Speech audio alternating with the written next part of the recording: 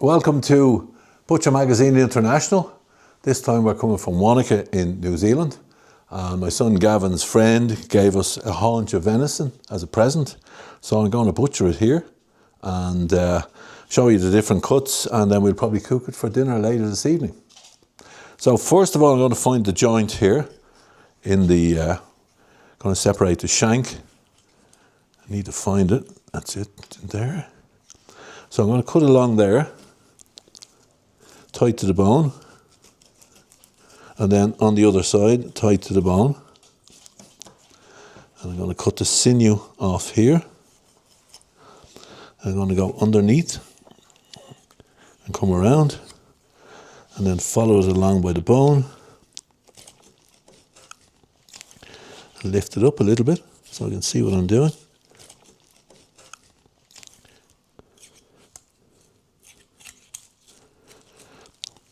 And then I've got to find the joint here and separate it.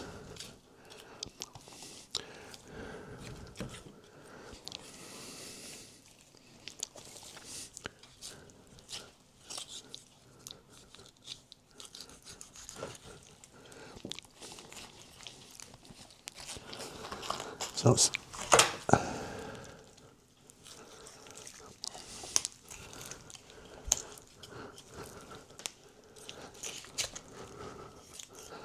I'll go for the dogs, they'll be delighted with that later on. So now I'm going to go along the seam. I'm going to turn this around a little bit so you can see what I'm doing. There's a seam here, you can see it. So if you just catch the seam, that's different muscles separated. So go along the bone.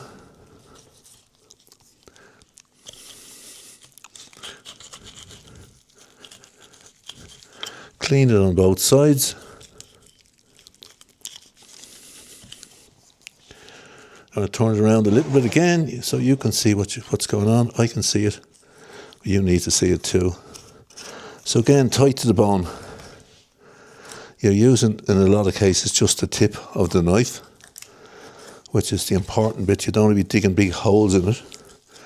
So this bone here is called the patella, or the kneecap. This is the femur. So now it's completely boneless. So now I'm going to turn it around again. Again, I'm going to find the seam.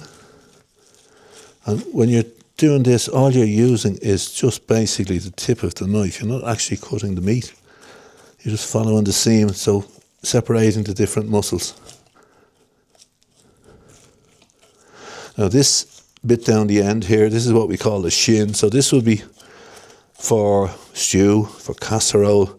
It's quite tough, so it needs long, slow cooking. In fact, I'll try and get that skin off at the same time if I can.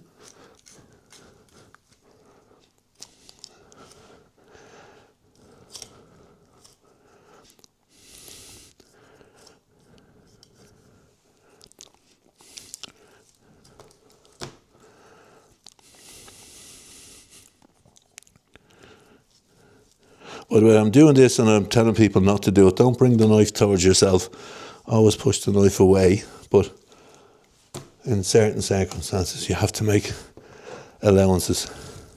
So you've got a layer of fat in here, which you don't need. Although venison has very little fat. So a lot of people use pork fat sometimes to make, say, venison sausages. Because it can be very dry. So I'm following the seam and the different muscles here.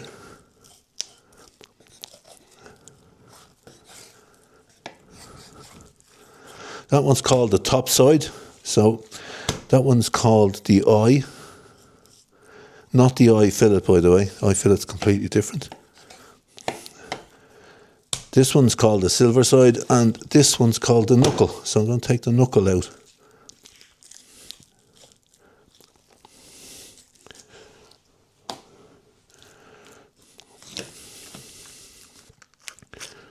So this is the knuckle, and while I'm doing this, I'm taking the skin off at the same time, because the skin can be quite tough.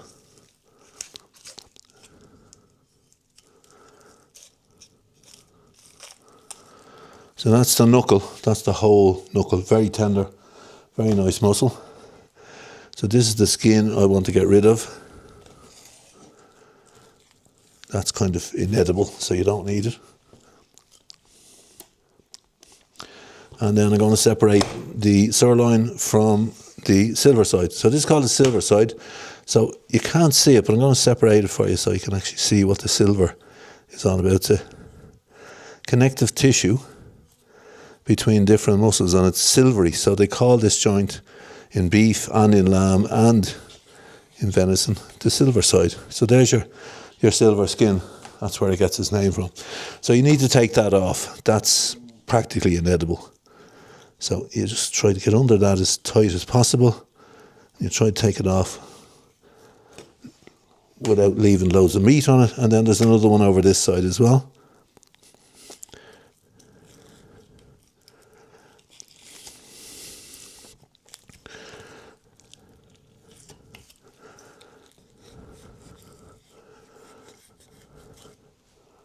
Loads for the dogs there. That would be nice roasted, although the first couple of pieces off that would be okay for steaks. The likes of this, that'd be nice. And then after that, you'd probably use that as a roasting piece. This is, I'm going to take those away for a sec. This is the rump. So again, this will be the way to cut this. So this will be the similar steak to your rump in beef.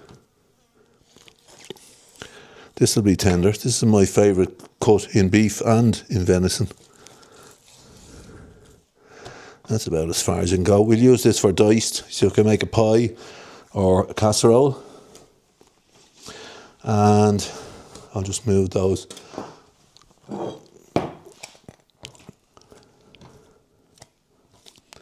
Put them to one side. And then we have the round.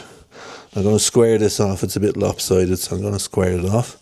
And none of this will be wasted, by the way. This will all be used for diced, for casserole. You can make a really nice beef bourguignon with this. It'll take a couple of hours, but it'll be really, really nice, you know. I'm taking the fat off.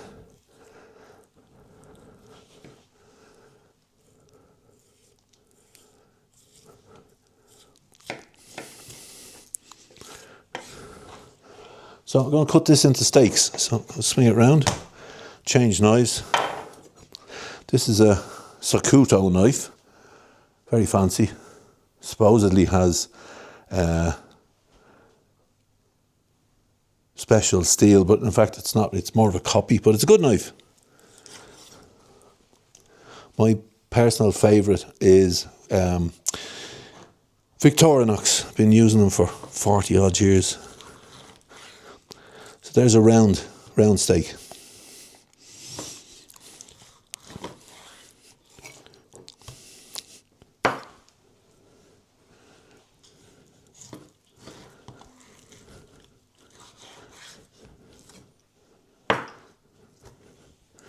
One more, I think. There's your round, and then we'll use this for dice. So we'll chop all that up. So I'm going to put this on a plate, and then I'm going to dice up all of this so it's ready to go into the freezer. And I'll remove any fat and gristle that I need to take off as I go along. Another silver skin. Just get under that and take it out.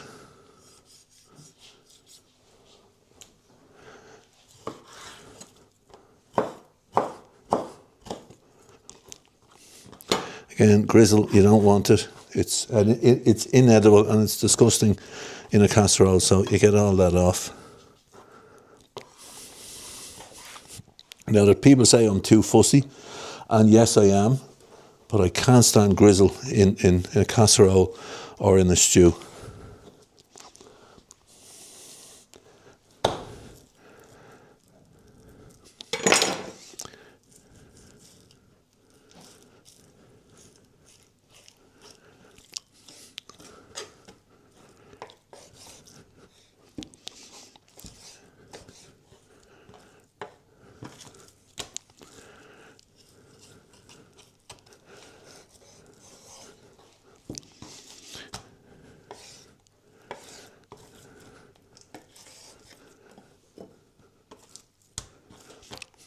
Now we just need to peel that off the fat, because again, you don't want the fat in the casserole or stew. If you're going to mince this, which you can, to make sausages, you need to add some fat to it. A lot of people use pork fat. I would recommend pork fat, but I've spoken to deer hunters who don't agree. They don't put any pork fat in it at all. So I think it will be a dry sausage, but then they're the experts on deer. I'm not. I'm the butcher. They're the hunters. They eat them a lot. So I'll bow to their superior knowledge. But it's my deer, and I'll do what I like.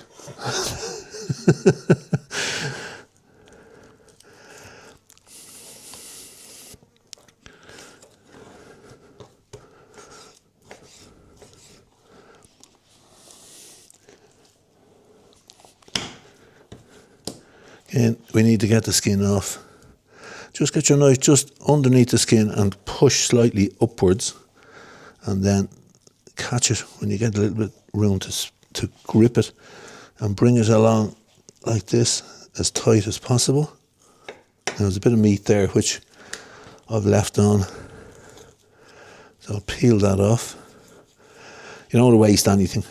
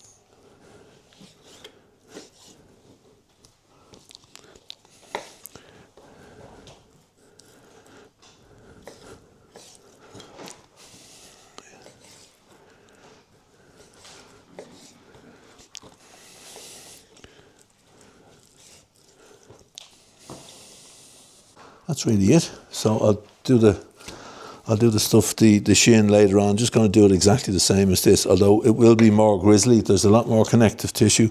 This is connective tissue.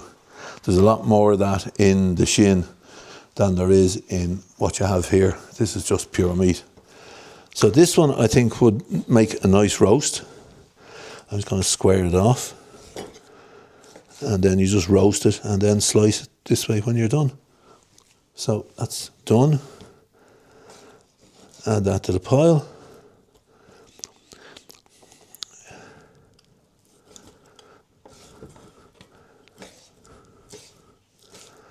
And that's your venison haunch.